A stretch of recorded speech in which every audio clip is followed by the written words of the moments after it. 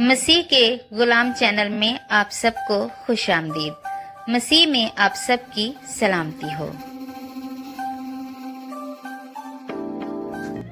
آج ہم یعقوب کے بیٹے یوسف کے بارے میں جانیں گے۔ یوسف بزرگ یعقوب کے 12 بیٹوں میں سے 11ویں نمبر پر تھے۔ ان کی ماں کا نام راخل تھا، جس سے بزرگ یعقوب بہت محبت کرتے تھے۔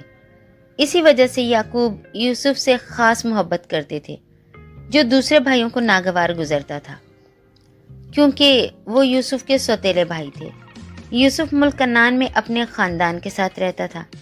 یوسف 17 سال کی عمر میں اپنے بھائیوں کے ساتھ بھیڑ بکریاں چرایا کرتا تھا اور ان کے برے کاموں کی خبر اپنے باپ کو دیتا تھا۔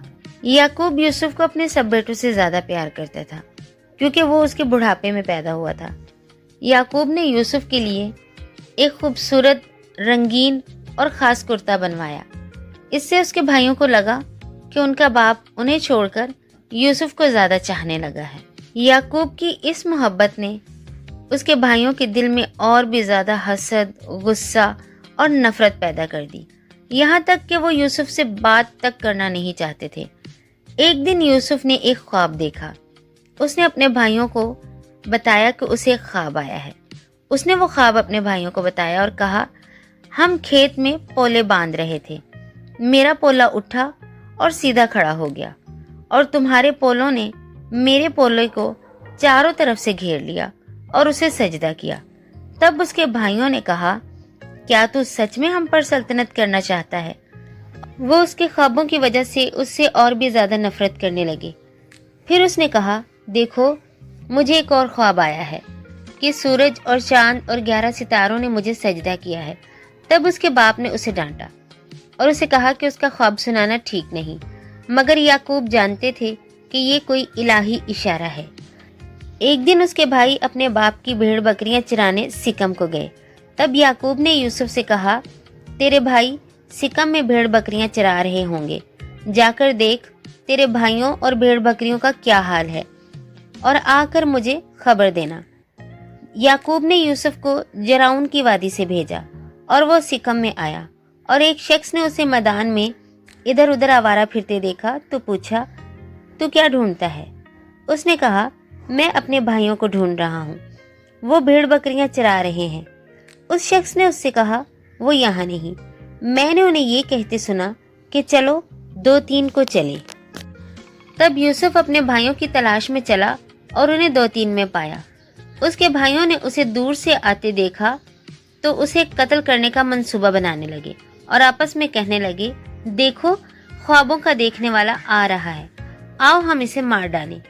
تب روبین نے اپنے بھائیوں سے کہا کہ اس کی جان نہ لو، بلکہ اسے ایک سوکھے کنویں میں پھینک دو۔ تب انہوں نے اسے ایک سوکھے کنویں میں پھینک دیا، اور جب وہ کھانا کھانے بیٹھے تو اسماعیلیوں کا ایک قافلہ ادھر سے گزر رہا تھا۔ تب یہودا نے اپنے بھائیوں سے کہا، اسے مارنے کی بجائے اسے قافلے کے ہاتھ بیچ دیتے ہیں۔ تب انہوں نے 20 روپے میں یوسف کو اسماعیلیوں کے ہاتھ بیچ دیا۔ پھر انہوں نے ایک بکرا ذبح کیا اور یوسف کی کبا لے کر اسے خون میں تر کیا، اور وہ کبا یعقوب کو دکھا کر کہا، یہ چیز پڑی ملی ہے، پہچان یہ تیرے بیٹے کی ہے یا نہیں؟ تب یعقوب نے وہ کبا پہچان لی اور کہا، کوئی برا درندہ اسے کھا گیا، یوسف بے شک پھاڑا گیا۔ تب یعقوب نے اپنا پیراہن چاک کیا اور ٹاٹ اپنی کمر سے لپیٹا اور بہت دنوں تک اپنے بیٹے کے لیے ماتم کرتا رہا۔ ادھر اسماعیلی یوسف کو مصر لے گئے اور بندہ فروشوں کی مارکیٹ میں اسے پوتیفار کے ہاتھوں، جو فرعون کا حاکم اور جلوداروں کا سردار بھی تھا، بیچ دیا۔ یوسف محنتی، ایماندار اور دیانتدار تھا۔ بہت جلد پوتیفار نے اسے اپنے گھر کا مکمل نگراں بنا دیا۔ یوسف کی نیکیوں کی وجہ سے پوتیفار کے گھر میں برکت آنے لگی۔ یوسف خوبصورت اور حسین تھا۔ پوتیفار کی بیوی یوسف کی نیکی اور خوبصورتی سے بہت متاثر تھی۔ وہ یوسف کو برائی کی طرف بلاتی تھی، مگر یوسف نے ہمیشہ انکار کیا۔ ایک دن یوسف اپنا کام کرنے کے لیے گھر میں گیا और घर के आदमियों में से घर के अंदर कोई भी नहीं था। तब उस औरत ने उसका पैराहन पकड़ लिया और उसे बुराई की तरफ माइल किया। तब यूसुफ अपना पैराहन उसके हाथ में छोड़कर ही भाग गया।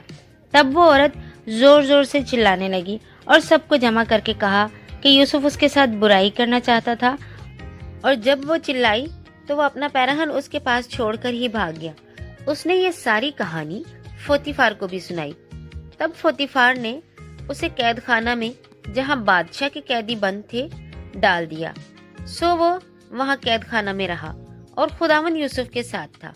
खुदावन ने उसे कैद खाना में दरोगा की नजर में मकबूल किया और उसने सब कैदियों को जो कैद खाना में थे यूसुफ के हाथ में सौंप दिया। और दरोगा यूसुफ के सब कामों से मुतमईन था, क्योंकि खुदावन यूसुफ को इकबालमंदी बख्श रहा था। कुछ अरसे बाद ऐसा हुआ कि साकी और नानपुर्ज शाह मिस्र के मुजरिम ठहरे, और फराउन उन दोनों हाकिमों से, जिनमें से एक साकियों और दूसरा नानपुर्जों का सरदार था, नाराज हो गया और उन दोनों को कैद खाना में नजरबंद करवा दिया। और जिलोदारों के सरदार ने उनको यूसुफ के हवाले कर दिया। वो दोनों एक मुद्दत तक नजरबंद रहे। एक दिन साकी और नानपुर्ज दोनों ने एक ही रात में अपनी अपनी सलाहियत के मुताबिक एक एक ख्वाब देखा। और सुबह यूसुफ उनके पास जब आया और देखा कि वो दोनों उदास बैठे हैं, तो पूछा, आज तुम दोनों उदास क्यों हो? तो उन्होंने कहा कि हमने एक ख्वाब देखा है जिसकी ताबीर करने वाला कोई नहीं। तब यूसुफ ने उनसे कहा, क्या खुदा के पास इसकी कुदरत नहीं है? जरा मुझे अपना ख्वाब तो बताओ। तब साकी ने यूसुफ से अपना ख्वाब बयान किया और कहा, मैंने एक ख्वाब देखा कि अंगूरों की बेल मेरे सामने है और इस बेल में 3 शाखें हैं और इन 3 शाखों में अंगूरों के गुच्छे लगे हैं और मैं उन गुच्छों को फराउन के प्याले में निचोड़ रहा हूँ और वो प्याला फराउन के हाथ में दे रहा हूँ। तब यूसुफ ने उससे कहा कि इसकी ताबीर ये है कि वो 3 शाखें 3 दिन हैं। आज से ठीक 3 दिन बाद फराउन तुझे सरफराज करेगा और तुझे तेरे ओहदे पर बहाल करेगा, और पहले की तरह जब तू उसका साकी था, प्याला फराउन के हाथ में दिया करता था, उसी तरह दोबारा से तू उसके हाथ में प्याला दिया करेगा।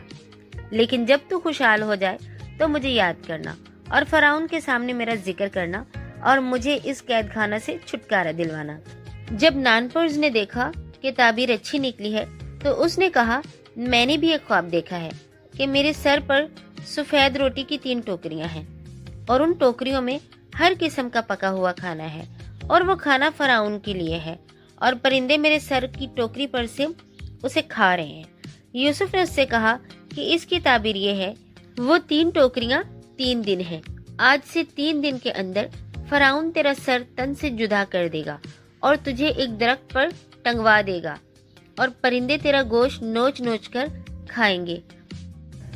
अगले पार्ट में हम देखेंगे कि किस तरह खुदा ने यूसुफ को एक कैदी से मिस्र का हाकिम बना दिया। उसके लिए इस वीडियो को लाइक, शेयर और सब्सक्राइब करना ना भूलें। खुदावंद आप सबके साथ हो।